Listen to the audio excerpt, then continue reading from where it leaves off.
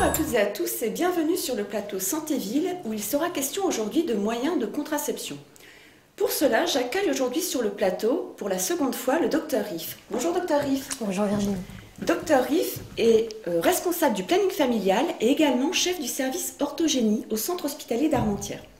Docteur, on parle de moyens de contraceptifs, on parle bien souvent du préservatif ou de la pilule, pourtant il en existe bien d'autres. Vous avez ramené aujourd'hui des échantillons. Est-ce qu'il est possible de classer ces contraceptifs ? Oui, alors il existe une grande classe de contraceptifs qui sont les contraceptifs hormonaux, donc qui contiennent des hormones.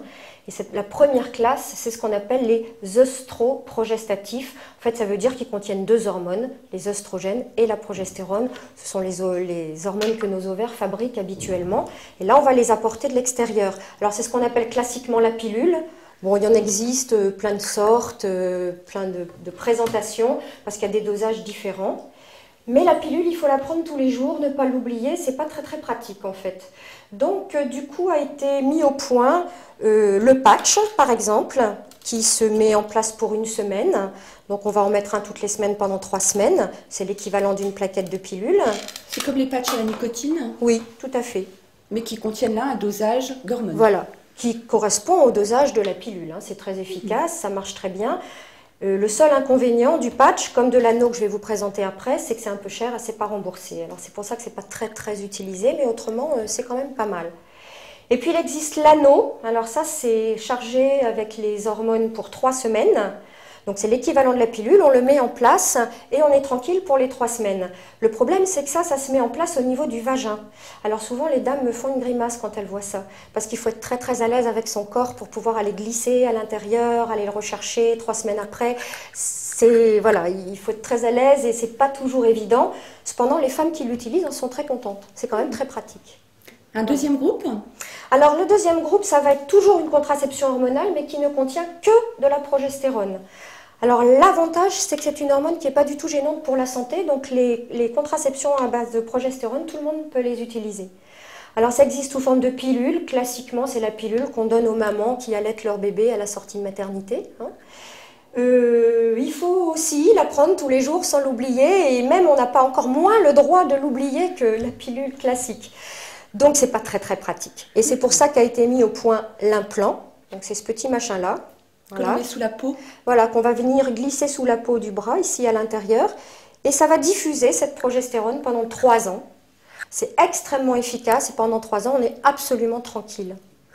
Le seul inconvénient de l'implant, c'est que ça peut donner des effets secondaires qui ne sont pas gênants pour la santé, mais qui peuvent être très casse-pieds. Donc en gros, soit on le supporte bien, soit on ne le supporte pas du tout. Il faut essayer. Voilà, il faut essayer, vraiment. Les femmes qui le supportent bien sont absolument ravies. On trouve ensuite donc les stérilés.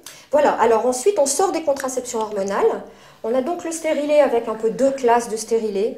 Les stérilés au cuivre, qui sont très neutres, qui ne contiennent aucun produit hormonaux. C'est très mécanique. Ça va être glissé à l'intérieur de l'utérus. Alors c'est pour ça que quand on achète un stérilet, on a une boîte qui est grande comme ça, ne vous affolez pas. C'est parce que le stérilet est présenté dans cette espèce de petit tuyau là, qui va servir au médecin à le glisser à l'intérieur de l'utérus. Si on imagine que ça c'est le début de l'utérus, le médecin vient le glisser comme ça à l'intérieur. Donc la boîte est impressionnante, mais ce stérilet, promis, c'est ce petit machin-là. Et d'autre part, il existe un stérilet à la progestérone. Alors vous allez me dire, c'est encore des hormones. Oui. Mais cette progestérone-là, elle est faite pour rester très localement à l'intérieur de l'utérus. Elle ne va pas passer dans le sang, elle ne va pas bloquer l'ovulation, tout ça. C'est très local et c'est pour permettre d'avoir des règles beaucoup plus faibles. Et c'est bien appréciable parce que ça fait un peu d'une pierre deux coups. On est à une très bonne contraception et en plus on est plutôt moins réglé, enfin en tout cas avec des règles beaucoup plus confortables. Donc il est pas mal aussi ce stérilet. Il nous reste les préservatifs. Absolument. Alors on pense bien souvent aux préservatifs pour les hommes, mais... Voilà, pas mal de gens le connaissent, le petit préservatif masculin. Je signale d'ailleurs qu'il en existe sans latex, parce que pour les personnes qui sont allergiques au latex, c'est quand même un vrai problème. On a des contraceptifs sans latex, et on a aussi le merveilleux, le magnifique, le préservatif féminin. Voilà. Alors il est aussi, je le reconnais, un petit peu impressionnant, on se demande un peu comment on va manier ça, mais franchement, de la même façon que pour l'anneau, les femmes qui l'utilisent en sont très contentes. Il ne contient pas du tout de latex. Et en tout cas, ce sont les femmes qui maîtrisent à ce moment-là cette contraception. Les hommes ne sont pas toujours très d'accord pour mettre les préservatifs. Là, c'est la femme qui peut le mettre pour se protéger. Il protège très bien. Je rappelle quand même qu'il n'y a que les préservatifs masculins et féminins qui protègent des maladies sexuellement transmises. Tout à fait.